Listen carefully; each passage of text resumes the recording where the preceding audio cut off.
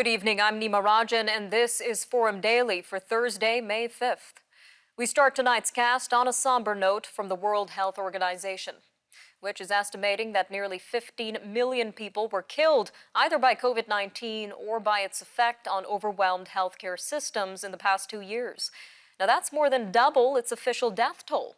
Most of the fatalities were in Southeast Asia, Europe, and the Americas. Accurate numbers on COVID-19 deaths have been problematic throughout the pandemic. These figures are only a fraction of the devastation from the virus. This is largely because of limiting testing and differences in how countries count COVID-19 deaths. Turning to Toronto's Pearson International Airport, as authorities are urgently calling on the federal government to help alleviate major delays due to shortages of staff. This is affecting passengers at many clearance points. The Greater Toronto Airports Authority says Ottawa needs to make investments to boost staffing levels.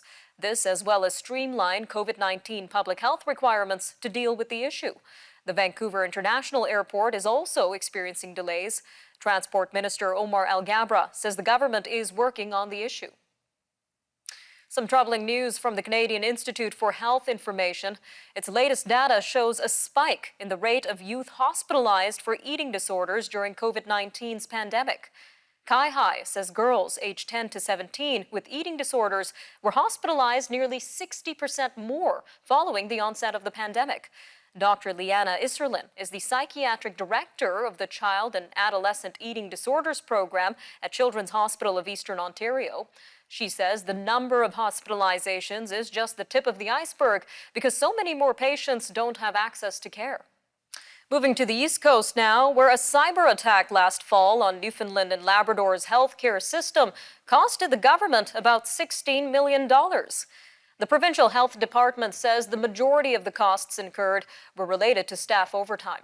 The province also spent $200,000 on public relations help and about $5 million offering free credit protection for those impacted by the attack. The government has been tight-lipped about what happened, but most recently said around 200,000 files were stolen by the perpetrators.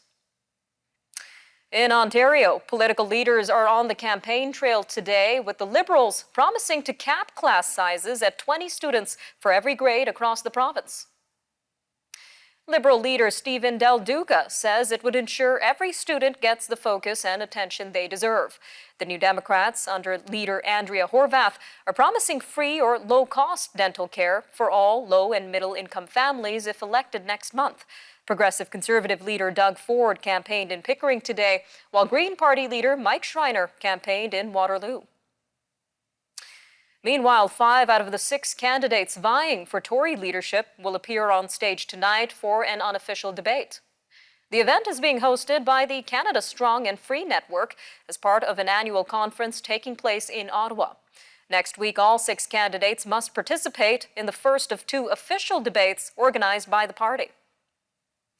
Back in Toronto, police say human remains found in a dumpster on Monday are that of a young girl between the ages of 4 and 7. Officers responded to a call about a body found in a construction site dumpster on Monday afternoon. An autopsy was completed yesterday, and police are still working to identify the remains. Investigators believe the girl, who is Black, of African or mixed African descent, may have died as early as the summer of 2021, or even before then. All right, I want to switch gears here to new research out of the UK, which shows that the scorching heat wave that gripped Western North America last June was among the most extreme that the world has ever recorded. A study published in Science Advances found just 5 other heat waves since the 1960s were worse. This is based on how far they surpassed average summertime heat over the previous 10 years. They list the daily high recorded in Alberta on June 30th as the 6th most extreme heat event. They note that while the daily high of nearly 50 degrees Celsius in BC was much hotter, it wasn't as far outside normal because BC had a higher baseline temperature. And the winning streak continues for Canadian Jeopardy super champ Mateo Roach. The 23-year-old Toronto tutor logged her 22nd straight win in Wednesday's episode, and she continues to hold the fifth longest winning streak in the TV quiz show's history. Ms. Roach has also moved up another notch for cash winnings in regular season play. She has so far earned just under $535,000 US, which puts her into fifth place behind 40-game winner Amy Schneider and her $1.3 million haul. A look at market volatility and investing after the break, so stay with us. We'll be right back on Forum Daily.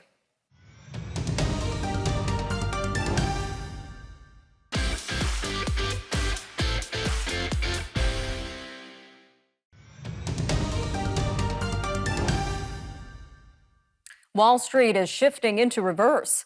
It's giving up much of the big gains it made a day earlier on belief that the Federal Reserve wouldn't be as aggressive as some feared in raising interest rates to fight inflation. The S&P 500 fell 2.6%.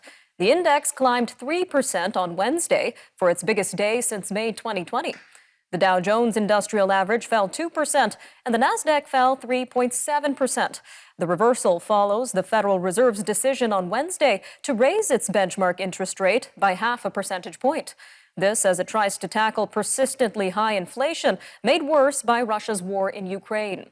All right, well, meanwhile, inflation, rising interest rates, and market volatility continue to concern investors. And as these markets continue to shift and react to large-scale events, how can investors feel secure in this ever-changing world? Well, joining us now to talk more on this is Mr. Thomas Caldwell, chair of Caldwell Securities Limited. Sir, welcome back to Forum Daily. Thank you. So today we're talking about market volatility and market negativity.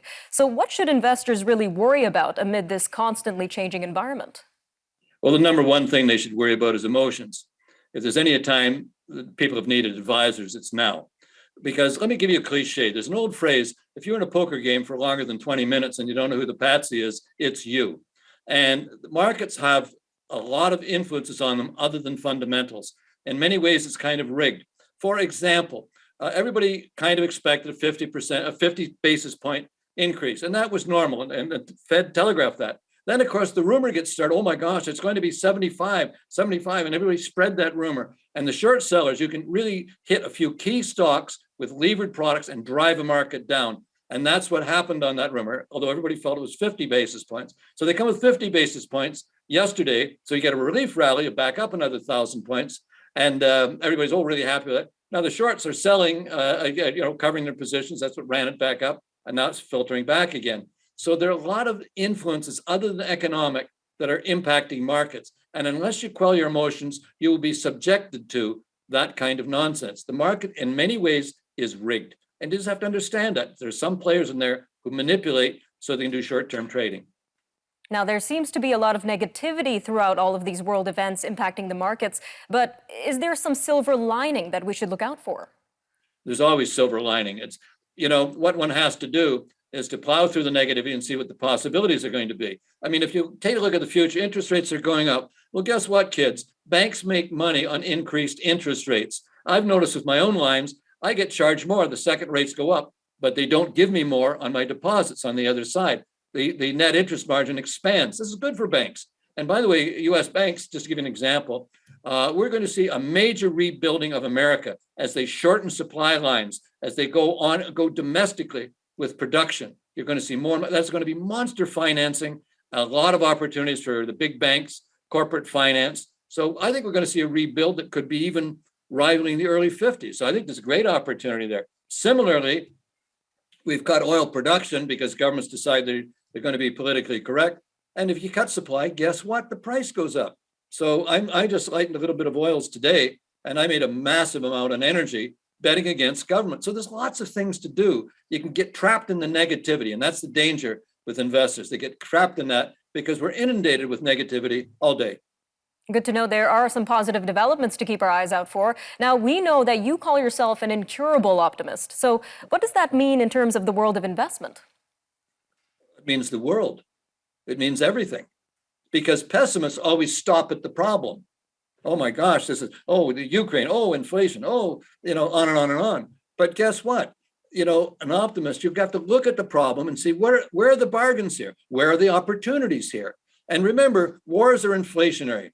They chew through, sadly, people's lives, and they chew through materials and everything else. During the Vietnam War, anytime there was a discussion of peace breaking out, the market would go down. But the phrase in those days was, we've had a peace scare. So like it or not, inflation is going to be there for a while. It's probably going to moderate to some degree, and that's going to be there. But you have to look beyond the now. You got to look to what will be and what can be. And that's where you make money, not running with that herd. That's why there's more poor people than rich people. All right, Mr. Caldwell, a quick 45 seconds left here, but considering you have over 55 years of experience in the industry, how have these markets evolved throughout the decades? Well, I think there's been a demeaning of investment advice, particularly through the regulatory framework. So that's really hurt. So people are now do-it-yourselfers, and you look at things like Robinhood and whatever. And listen, God bless them. There's nothing wrong with that, but they're getting killed. You just look at what's happened to Robinhood stock. The do-it-yourselfers in the furnace rooms are getting massacred in this market. And I think that's one of the things that people are missing. So we've got away from bouncing ideas off of people, and people have bought into the game that, oh, my transaction cost is the most important thing. No, that's not. It's about ideas, it's about experience, and it's about quelling your emotions.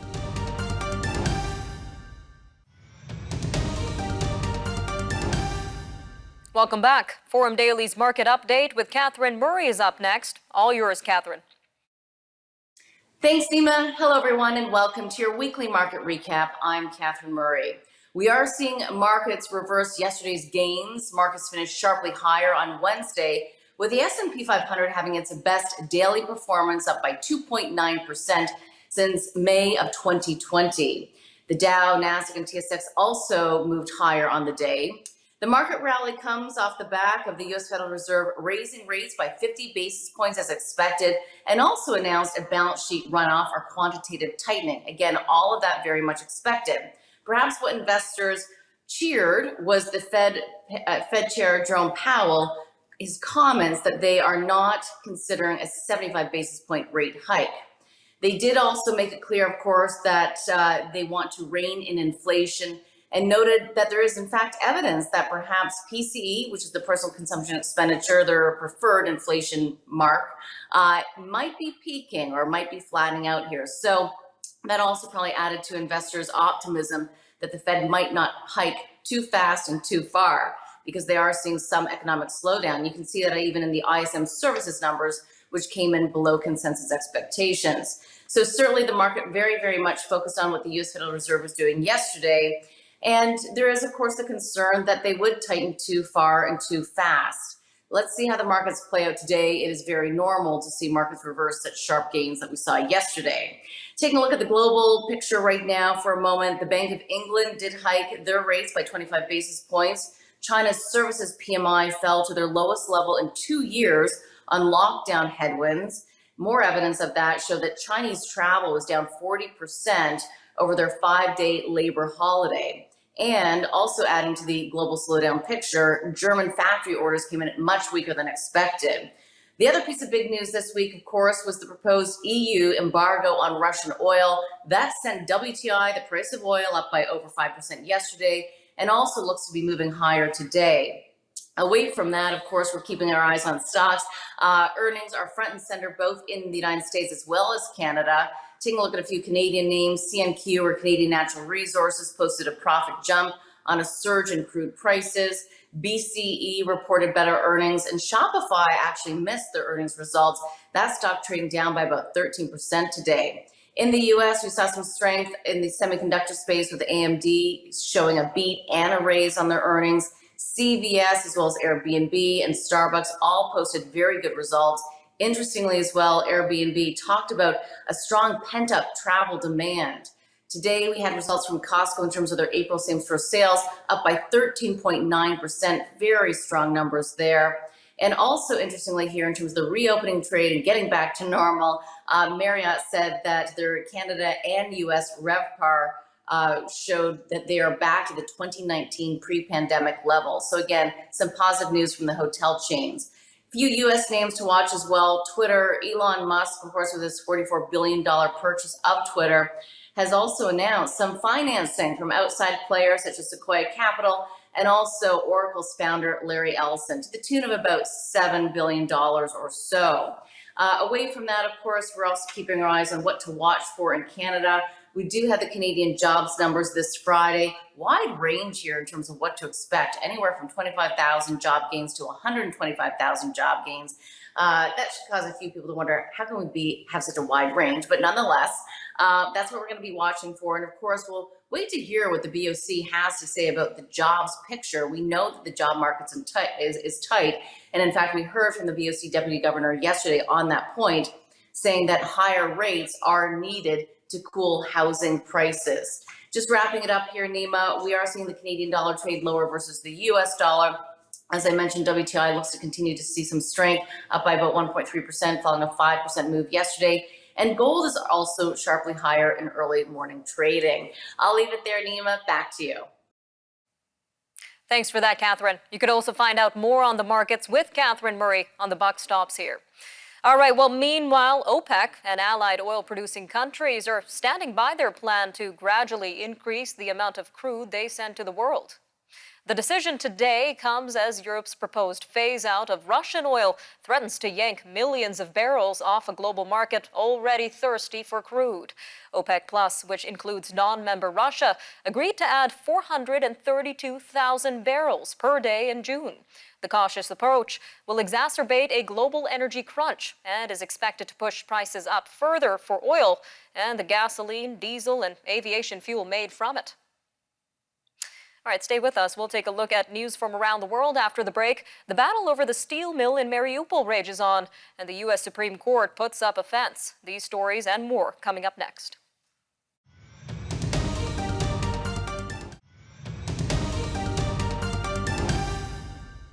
Heavy fighting rages on at the besieged steel plant in Mariupol. This comes as Russian forces attempt to finish off the city's last-ditch defenders and complete the capture of the strategically vital port. The bloody battle comes as suspicions grow that Russian President Vladimir Putin wants to present the Russian people with a major battlefield success just in time for Monday's Victory Day. It is the biggest patriotic holiday on the Russian calendar, marking the Soviet Union's triumph over Nazi Germany. Meanwhile, the authoritarian president of Belarus is defending Russia's invasion of Ukraine, even though he admits he didn't expect the 10-week conflict to drag on in this way. In an interview with the Associated Press, Alexander Lukashenko also spoke out against the use of nuclear weapons in Ukraine, but he wouldn't say if Russian President Vladimir Putin had plans to do so. Mr. Lukashenko said Moscow, which launched the invasion of Ukraine on February 24th, partly from his territory, had to act because Kyiv was provoking Russia. Now, even as the UN responds to the Ukraine crisis, Secretary General Antonio Guterres has urged international donors to sustain funding for humanitarian operations within Africa and elsewhere. He addressed reporters today in Nigeria as he wrapped up his three-nation tour of West Africa. The UN chief said donors should actually increase funding for global aid so as not to undermine development activities in Africa and other parts of the world. With the Russian invasion of Ukraine now a full-scale war, many countries have sent aid to Ukraine. President Volodymyr Zelensky has said Ukraine needs $7 billion US in relief funding per month. All right, moving to the U.S. now, where 8-foot-high fencing now surrounds the U.S. Supreme Court. It was erected last night after the leak of the draft opinion overturning Roe v. Wade earlier this week. This comes as the Chief Justice directs the Marshal of the Court, Army Colonel Gail Curley, to head the investigation into the leak. Nationwide protests have officials taking precautionary measures. They were sparked by the release of the leaked draft opinion on overturning the abortion law. Meanwhile, the Senate is gearing up for a vote next week on legislation that could codify abortion rights into federal law. Some big moves being made by Britain and Japan, which have unveiled a new defense agreement against the backdrop of the war in Ukraine. British Prime Minister Boris Johnson made the announcement during talks on Thursday with Japan's Premier Fumio Kishida in London. The two men are scheduled to inspect a military honor guard and watch a Royal Air Force fly past on Mr. Kishida's first official visit to the UK as Prime Minister. The UK government described the military agreement as landmark that will allow Japanese and British forces to deploy together for training and disaster relief activities. In the Middle East, hundreds of Iraqis have rushed to hospitals with breathing problems, and the Baghdad airport suspended flights for several hours. This as a sandstorm blanketed the country, the fifth within a month. Authorities warned citizens to stay indoors on Thursday. A thick blanket of dust covered the roads and buildings with an orange film. Visibility was low, and drivers kept car headlights on to see the road. At the Baghdad airport, flights scheduled to depart overnight and on Thursday morning were postponed, but resumed by the afternoon when the dust began to clear. All right, well, today is World Password Day, and it's a good day to assess your own personal behavior when it comes to online security. Google's head of product security strategy, Camille Stewart, says people are still using poor passwords. Password manager NordPass says, unfortunately, the combination still used by most people is 1, 2, 3, 4, 5. Ms. Stewart recommends using a password manager and two-factor authentication. So if someone were to guess your password, they wouldn't be able to use whatever the second means of authentication is. A NASA climate research scientist was awarded the World Food Prize at a ceremony at the U.S. Department of State in Washington. Cynthia Rosenzweig has spent much of her career explaining how global food production systems must adapt to a changing climate.